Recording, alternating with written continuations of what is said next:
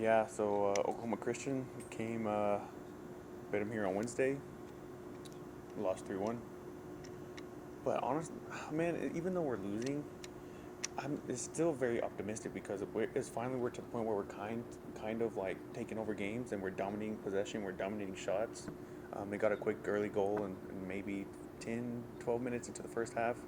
But we finally did to somebody what they've been doing to us, where we get a goal right before halftime.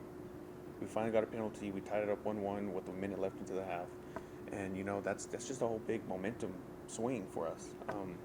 We were able to get that penalty because we were on top of them, and we were finally shooting the ball, out shooting the opponent. We were finally figuring it out. So it was tied 1-1 going to half. So like I've always said before, going into half 1-0 and going to half 1-1 is a completely different soccer game. So and we had the momentum. We had the momentum, and then the start of the second half we started off fast again. So the first 10, 52 minutes, we're on top of them, having shots back and forth, and I figured one, it's gonna go in, it's gonna go in, and then they get a penalty call. They get a penalty on us, and that's where it kind of deflated for us. And it was like, man, we were there, and then was it a penalty that was soft? Maybe a questionable handball that he called inside the box, but then again, he gave us the same kind of call, so at least he was consistent.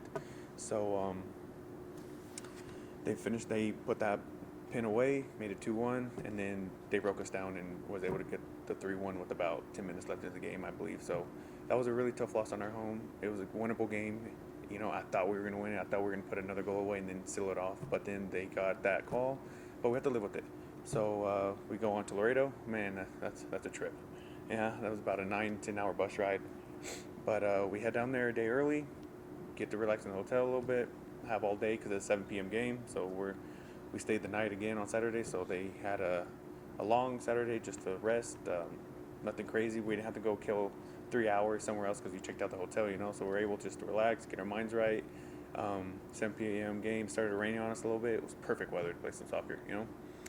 Um, so then again, they get an early, not I wouldn't say an early goal, but they get a goal halfway through the first half. And but the thing that makes it very optimistic for us is that our girls didn't shut down. It was like a little kick in the butt, and it's like they got fired up. But then again, I'm not usually the one that to complain about referees or stuff like that, but it was a very game that was called very soft. I mean, if you look at the foul count, we had 17 fouls to their 8. Every time we would touch them, it was a foul. I'm like, man, and we struggled being aggressive this year. And the one game where our girls are being very aggressive and tackling and doing that stuff, it was a foul. I'm like, man, that's so disheartening. But again, we had to play through it. They get a goal, another penalty, which was soft, you know. But then we kept fighting back. We kept fighting back, and I felt very optimistic. We were being very dangerous on corners. Every corner we had, it felt like we were about to score. We just couldn't put it away. And then the second goal they scored was they just took it off our ball. It's just our own mistakes. Again, we're beating ourselves. We are beating ourselves, and we need to, you know, focus a little bit more during games that are tense and tied and stuff like that. But then again, we outshot the opponent for the first time all season. So that's a good step. You know, it feels like we're getting better and better each game offensively. Defensively, it's just little mistakes. They're not breaking us down all the time. But then again, um, I feel like we're about to turn it around. We're at that point at the season where we haven't hit our peak yet, which is good. We're supposed to hit the peak at the end of the season. Um, so we're there. We're there, and I'm very optimistic. We have 10 games left in conference. We still have a lot of games. We still have, you know, we can't think about winning the conference and all that stuff. It's even in our conference. If you lose 3 games already, it's already tough to win it. Just how competitive our conference is. So, we're just taking it game by game.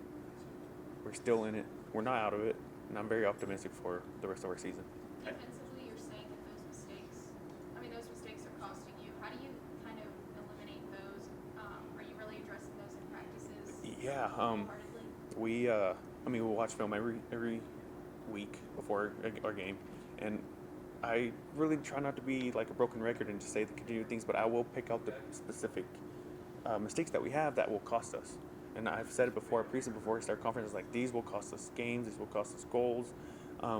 So like again, it's nothing tactically wise where I need to make a plan. It's just we just need to stay focused in certain areas of the game, in certain parts of the game where we can stay competitive and keep the game going.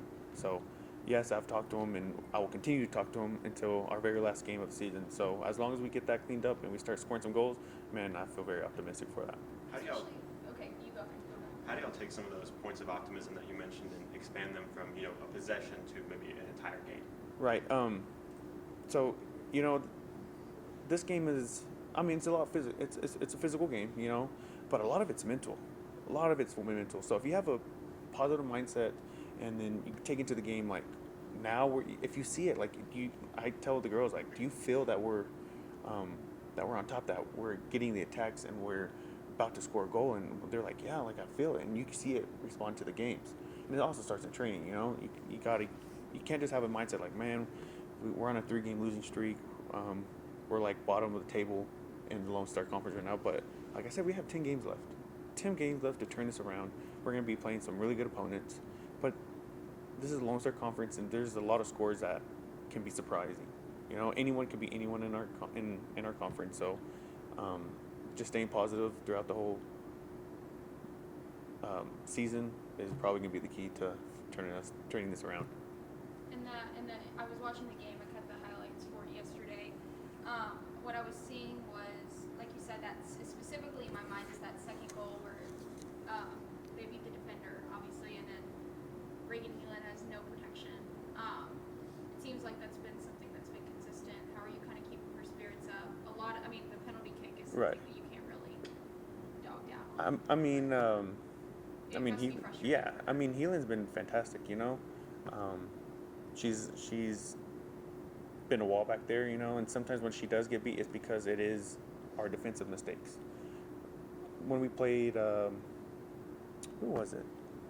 St. Mary's, I believe, when we had 2 mistakes between her and our other senior center back. I had a conversation with them, and everyone has full faith in Reagan Heelan. She's one of the players to watch this season, especially last year. She was predicted to be a goalkeeper of the year last year, so even the conference recognizes her as someone that's has a player that can help us win games, so she's very tough mentally, even though a goal gets past her, she doesn't turn off and doesn't let down, because being a goalkeeper is hard. It's a very mentally taxing position. If you let it go and you think it's all your fault because you didn't keep the ball in the net, and then we go down or we give up a goal. But every day in training, she's always smiling, laughing, having a good time, and trying to encourage our players to be better. So I'm not really worried about Heelan's morality going down or stuff like that, but as we get going, I'm sure we'll keep the ball back in the net if we continue to work on our defensive mistakes. You had the rare only one game this week, almost a full week off. How do you guys feel about this time? Much needed. It's been a long season. We got a lot of injuries, so if we get we're taking today off, another rest. Yesterday was a long bus drive. We didn't get into town around 3. We left at 6, so had that rest day. Come back again, hit the weights in the morning, have another rest day, train hard tomorrow. We're supposed to play on Wednesday, but we don't. Take it a little bit easy, a little bit more training, and get back into to our rhythm.